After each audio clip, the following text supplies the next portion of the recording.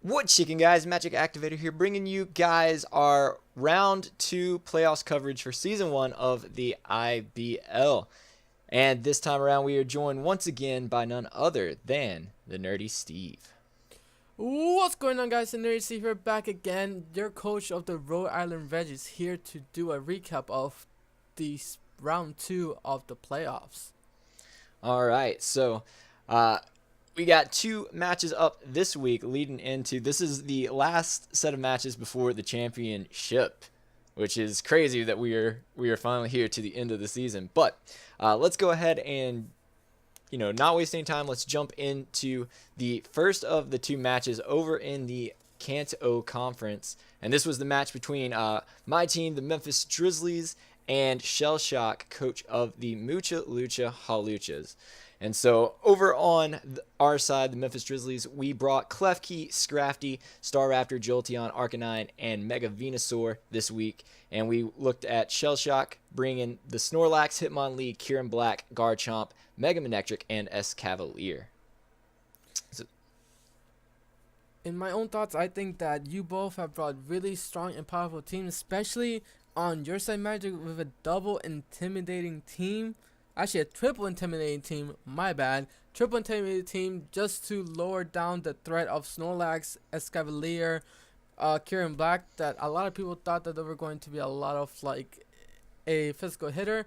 And also the Garchomp. The Garchomp is at, and also the Hitmonlee. The Hitmonlee is another physical threat. I'm surprised that he brought so many physical monsters against your team, knowing that you have 3 intimidate users. What is that about? with that being said, that didn't seem to have much of a determining factor in this battle, as you can see the final score of a 5-0 win for the Haluchas.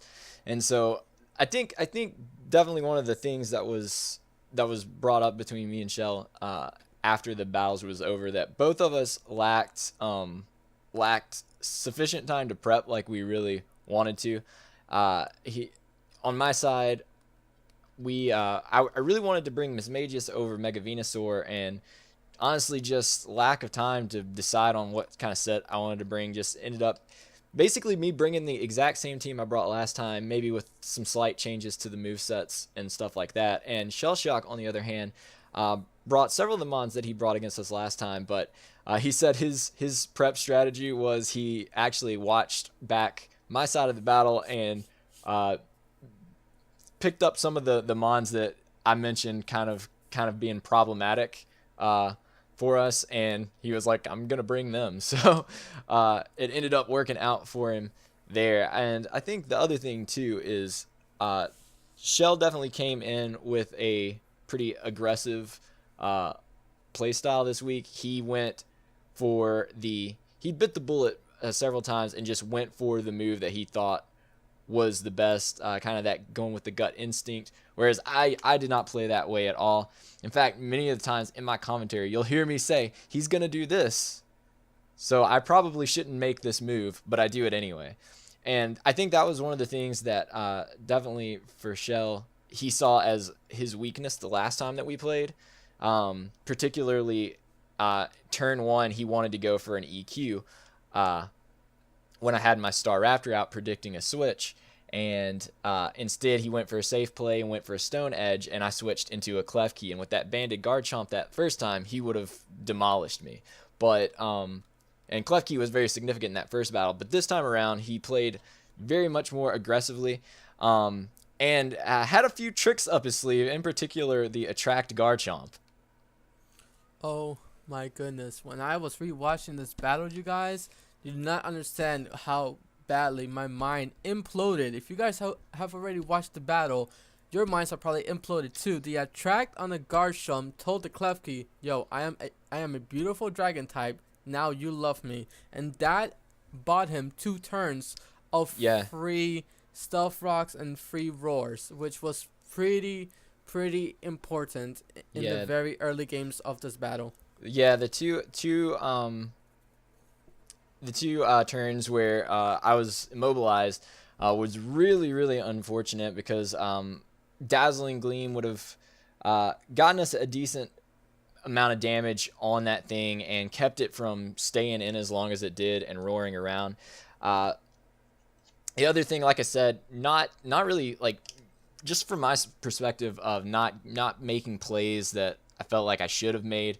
Particularly the first time that Arcanine got roared in, my gut instinct was to go for a Will-O-Wisp, and I chose not to do that. So a lot of situations where I didn't go with my instincts, and Shell did go with his instinct, and it paid off for him.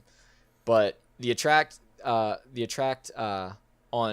Garchomp was definitely one of those things that it messed up my mind right there at the beginning, and definitely an advantage for him getting rid of the Mega Venusaur early, and it let him get the Snorlax in there at the end and set up curses pretty much unopposed, nothing really to phase that out. So in the end, Shell just absolutely outplayed. I think if there was a theme for this match, it's go with your gut. For Nobody sure. got 100% because on that curse slacks, that was the best move I've seen so far, especially when your only threat in front of you is the Klefki, and you know that Klefki was not going to do much to that really, really special defensive Snorlax. Knowing that your only move was probably going to be the Dazzling Gleam, especially when it's stab, and you can take a T-Wave all day long as you have the Facade or the Body Slam. You know that the Snorlax was going to sweep at the very end. Yeah, at the point where the Hitmonlee was carrying the fake out, that was the moment where I knew it was over in my mind, because with the fake out and the normal gem boost, giving him the or popping the normal gem to give him the unburden boost, him outspeeding. My only hope really was a miss on the high jump kick, which would have been nice, considering I spent 2 turns not able to do anything. But honestly, it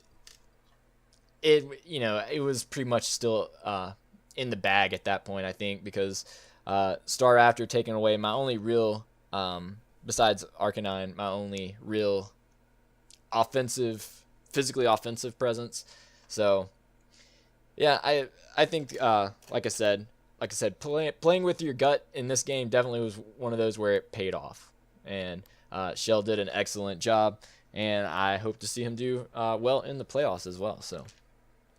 So for what we have for the Kanto side is the Muchalucha Haluchas advancing, and for the Johto region, we have a great battle underway. All right, and this is probably one that is definitely a lot more highly playoffs worthy, in my opinion. And this was the match between the Sao Paulo Cyndaquils and the Texas Tyrantrums. The Sao Paulo Cyndaquils bringing Entei, Metagross, Gliscor, Vaporeon, Thundurus, T, Salamence, and the Tyrantrums bringing the Megalopony, the Victini, Tangrowth, Crocodile, Electivire, and Suicune. And as you can see, a pretty narrow win here for the Cyndaquils with only a 2-0 win, which was slightly bigger than the last time that these two played. And I believe what was probably the closest game of the regular season, with a 1-0 victory for the Sao Paulo Cyndaquil. So I knew that, the Tyrantrums, RecklessBat was definitely going to be out for blood in this battle to get his revenge. But let's go ahead and talk about this battle, because for me it was incredibly intense. Specifically, right out of the gate, I was blown back when I saw 2 berries right out of the gate. We saw berries, the Yachi and the Colbur berry both, and it was just like, it was almost like those 2 plays. It was just almost like Charlie knew what was happening. She knew what was about to happen before it did. She was prepped for all of that, So she was beyond prepared. She has spent days on end prepping her battles. Her and Simba were on Showdown. Trust me, I know this for a fact because I tried to help them with their team building 100%. They were on Showdown, try to test all teams, and the Hammer Arm on the Metagross was supposed to kill the Crocodile, but no one expected that Crocodile to be such a defensive crook. And that's when all the migraines happened, with the Toxic, with the switches, and knowing that the Kobo Berry was going to be able to live one knockoff, the crit on the Ice Punch in the very first turn made the Yoshi Berry not even be like worthy, but knowing that you still live a ×4 Ice Punch was really, really clutch. Yeah, Knowing that was she's not going to switch, he's going to stay in there and go for the Earthquake was ridiculously good on her part. Yeah, the crit. I think the crit on the Gliscor was definitely unfortunate, just because of the fact that, yes, she lived it, but it definitely, I think, took some of the impact that Gliscor could have had. It kind of withered it down a little bit faster, because it would have done less damage for sure. And Gliscor being one of her big defensive mons, could have had a little bit longer of a time in the match. But that being said, there was definitely kind of fun to watch her get to return the favor with 2 crit extreme speeds on the Suicune. Oh my goodness, yes. Although one did not matter at all, but the first one was extremely valuable to get an E-speed on the switch, eat up a Scald, and live at 5 HP, the clutch 5 HP. That was an incredible moment right there. Was the Entei being able to live that hit and then fire back with the last extreme speed there was pretty insane. Well, it's so very fortunate for her. But on that note, the Victini threw everyone off guard, being a leftover set with Flame Charge and Glaciate. Yeah, I really liked the idea of the Flame Charge to boost the speed, so that he wasn't locked in with a Scarf. But with that being said, it might have ended up, I don't know. It could go either way, I guess. But I definitely think that the leftovers was an interesting choice for sure. It was a very interesting choice indeed, especially when when Victini is just a nuke in general and does so much damage. And you think about, like, if it had been, banded, or even if it were choiced and was able to outspeed, just how much damage it would get off for free. But like I said, I think the Flame Charge there kind of made up for it, although you do lose one of your move slots there, so I don't know if it was in the end worth it. But knowing that the Victini was such an offensive threat to her team, that he knew that he can possibly get one free Flame Charge off. Knowing that, I don't think that the item choice wasn't the best in my opinion, but it worked for him. It did what it needed to do. It in the end, it did pick up one nice kill on the Gliscor with the Glaciate. I saw that it did miss one move. I think it was the Glaciate, which I've never seen a Victini with the Victory Star being 99% accurate and still missing the move. That threw me for a loop. Yeah, that was a bit of an unfortunate turn there. Yeah, I think definitely the hacks were a little bit more prevalent in this battle. But very much so. The other thing that I wanted to mention as kind of the honorable mention thing, and something that whenever I saw it, I really appreciated it, was the choice of going Last Resort Mega Lopunny with the Fake Out and the Last Resort, and I just thought, man, it was an interesting choice, because generally when you think Mega Lopunny, you think about it being such a great offensive mon, just in terms of the coverage that it does get and everything. And I don't know if in the end it was the best choice. I feel like it limited him maybe a little bit in some ways, but at the same time, his coverage wasn't necessarily the best matchup against the rest of his team. Although having the Ice Punch for Gliscor, or maybe the Thunder Punch for Vaporeon, might have helped out a little bit. But either way, definitely interesting to see, like I said, shaking up some of these movesets, doing stuff a little bit different than standard, what you would see standardly, so. Oh yeah, with that base 136 in the attack, I think that the last resort was a great move to have. It threw everyone off guard, and I think that it threw like Charlie off her game too when she saw him just like trying to save like the low pony as long as possible to try to get as much like damage um on the report run as much as he could so that the last resort can kill, and that was what got rid of her 2 walls too.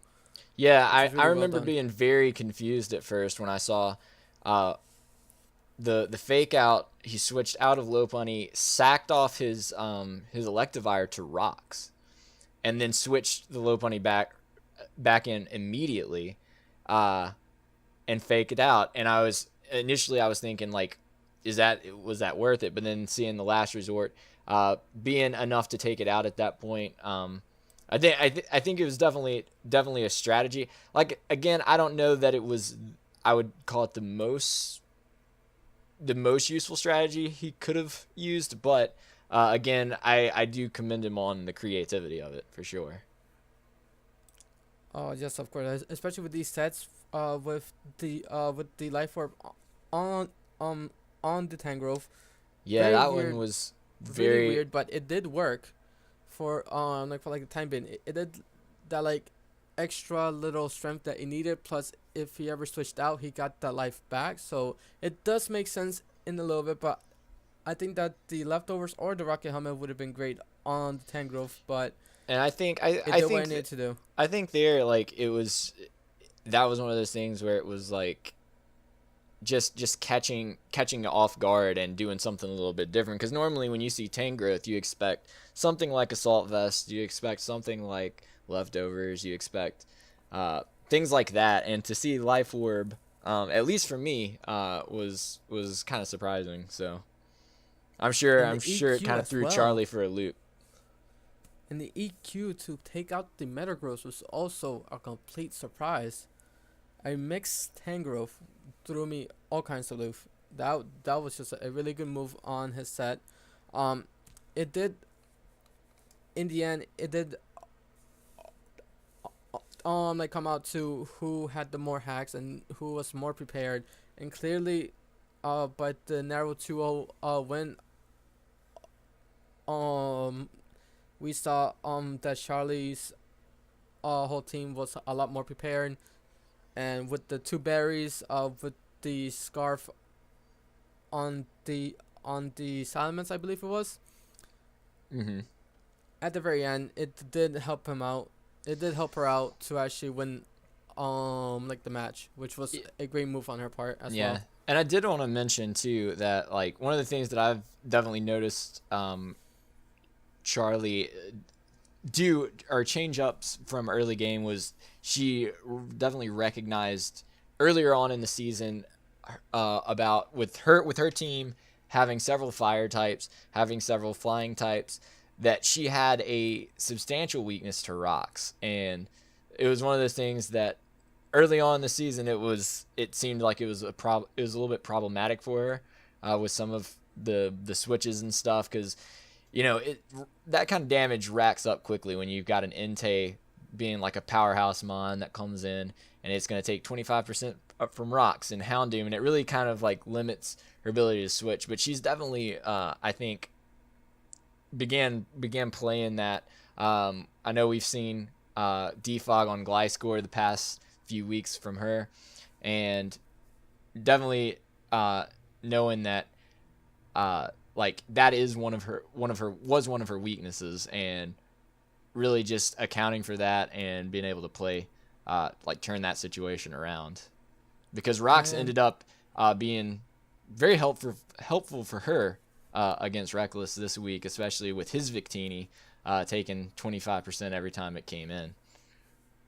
And her knowing that that is her only defogging mon in her entire team, I honestly think that she made like the right choice to drop the poison heal, which it kind of does like limit her her set as well, because now she can just run roots and the U-turn instead of the protect, and now she can like start to do a whole new set as well, which has like helped her out in I think the last few weeks as well, where she has the berries on her mons now to know that she can eat up at least one hit on any of the weaknesses. And on her side, she did a great job in the entire season, and now to see in the finals the number one spot for the Johto region, the Sao Paulo Quills, coached by Zard. Right, and so with that said, this is time. Next week is the championship match between the what has been determined to be the two top players of the league. And from the Kanto Conference, of course, we've got, again, ShellShock, coach of the Mucha Lucha Haluchas, playing from the Johto Conference. The Sao Paulo Quills, coached by Zard. And I, for one, am incredibly excited to see this match. Oh my goodness. I cannot tell you how excited I am. If you remember, in the very beginning of this league, we ran a poll and asked everyone, every coach, we asked them, who do you think is the scariest team in the entire league? These two were voted as the scariest team by far, and this is why they're in the finals right here, right now. And coming next week to your channels, you guys are going to see the Sao Paulo Quills, the underdogs of the Johto region, and the scariest Kieran Black holding Mucha Lucha Haluchas going head to head.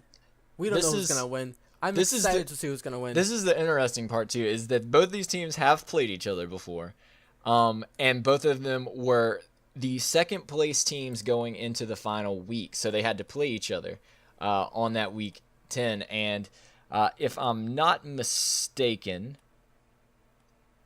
I'm gonna look back really quick. 1-0 win. Yeah, it was incredibly close, and so the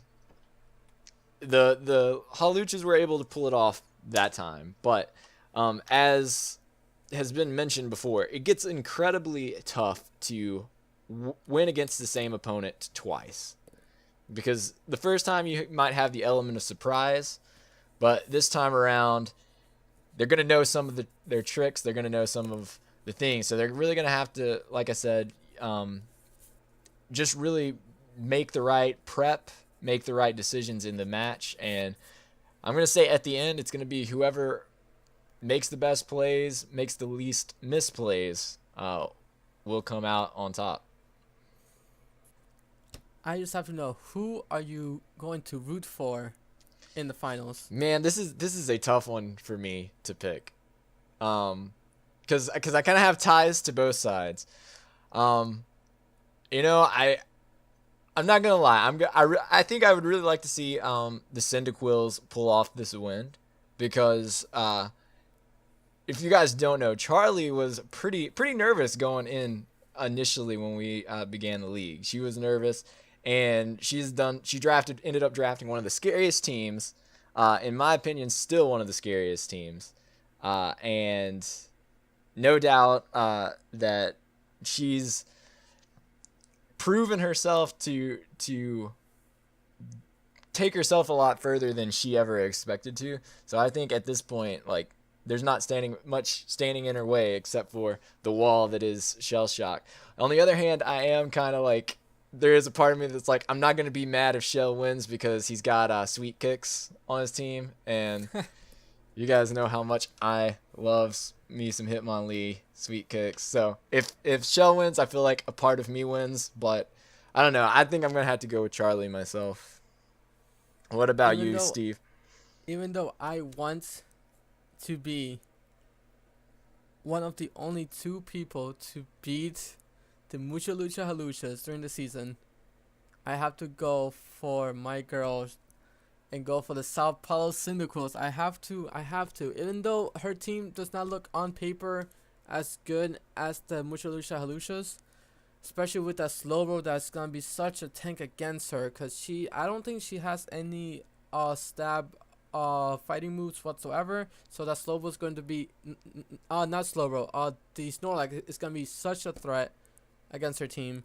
I want to see what these two bring to the table, and I want to see the one person that drafted such a low tier Mega and still have such a scary team. I think she did great in the draft, trying to pick the lowest tier Mega to get all of these tier A's and tier B's into her team, and I think that she's going to bring it home for the Johto region. Plus, she's repping the Johto region, so I have to go for her. I have to.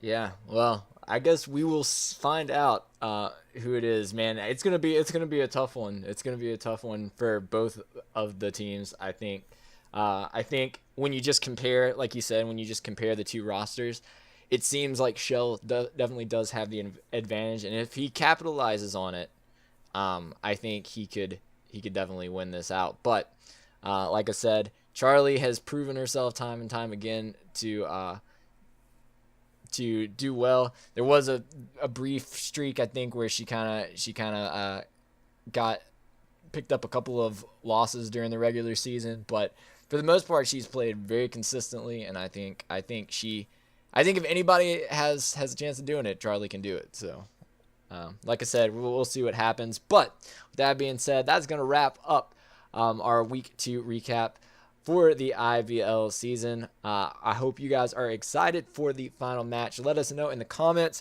who you think is going to be the Season 1 champion. We'd like to hear your predictions and all that stuff. But with that being said, we're going to wrap it up. So, Steve, any closing thoughts?